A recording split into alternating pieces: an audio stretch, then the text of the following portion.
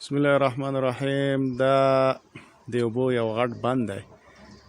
چې د امان الله خان په وخت کې جوړ شوی دی په 1,20,000 افغانیو باندې. دا بند د خاک جبار نه چې څومره د باراني او د چینو اوبو راځي دلته ډنډ کیږي او دې ځای بیا په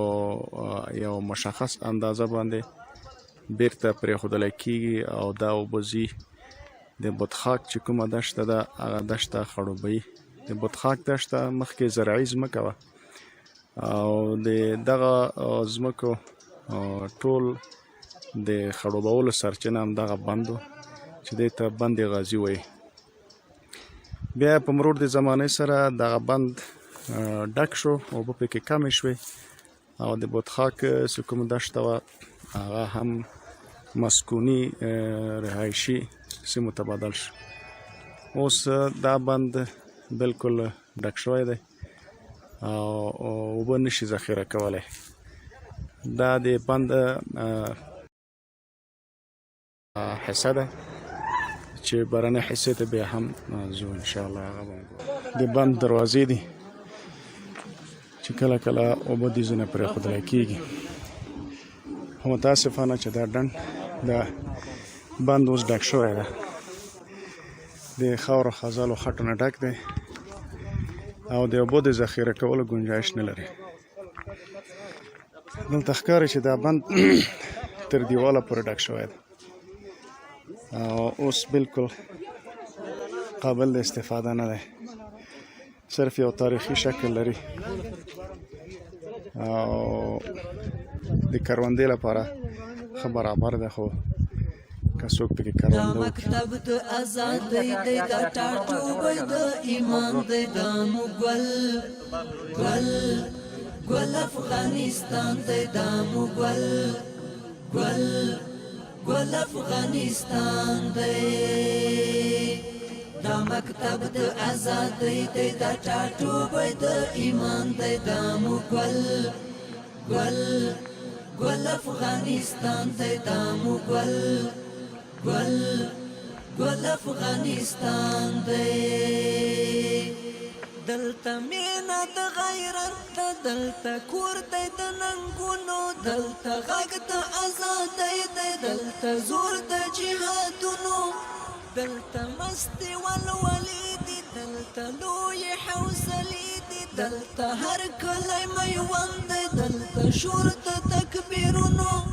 د آزاد ولس وطن دی، هسکې غاړې ورکې اوسي، دلته مات هر یرغلګر دی، دلته ګور د یرغلونو،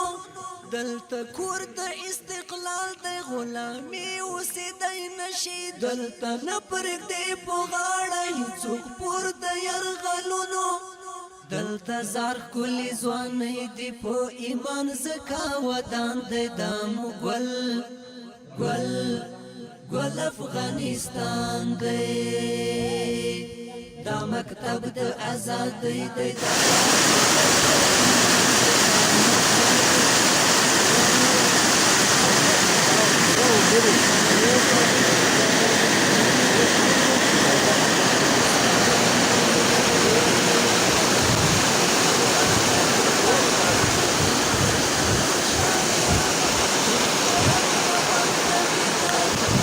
غازي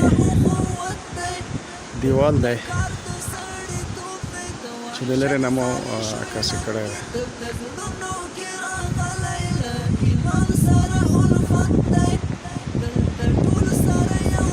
دا د بند نه لاندې علاقه ده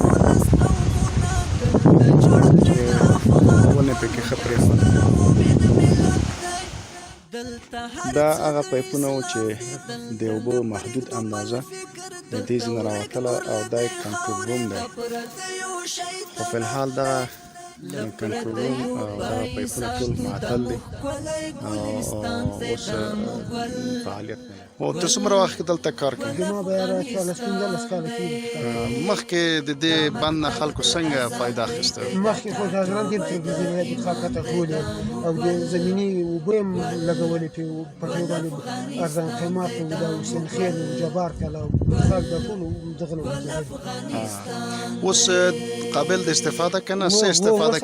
څنګه فایده ورنه اخیستل اوس هم دا بتخاکي کاته ټول اوبه تر لګي دا پټین د اوبه کوي دا خو جاري اوبه نه اخلي د بند څه فایده شو اوس فلحال څه بند فایده شته اوس کې چې دروازې خراب دي نو پاتې دي که دروازې جوړ شي بیا اوبه ډنډولای شي بیا دا تاریخي بند نه یو څل درې کال کې دا جوړ شوی دی دا ډېر تاریخي بند ډېر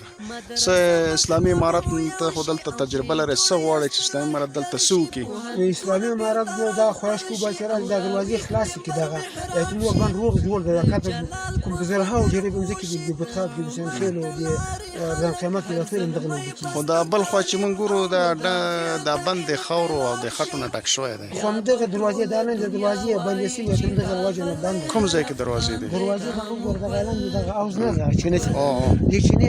لاندې دې کوټه کې چې پایپونه راغلي دې سره راوځي دا ټول نو تقریبا 9 متره اوس لا ټول چې دا دروازې خلاص شي بیا دا خټه وځي ورسره بیا خټه وځي هو بیا موټر به کوم وبې ډېر د ورځې چې کوم وباسي مې را شل 15 موټر خړه دا وباسي صحیح شکرا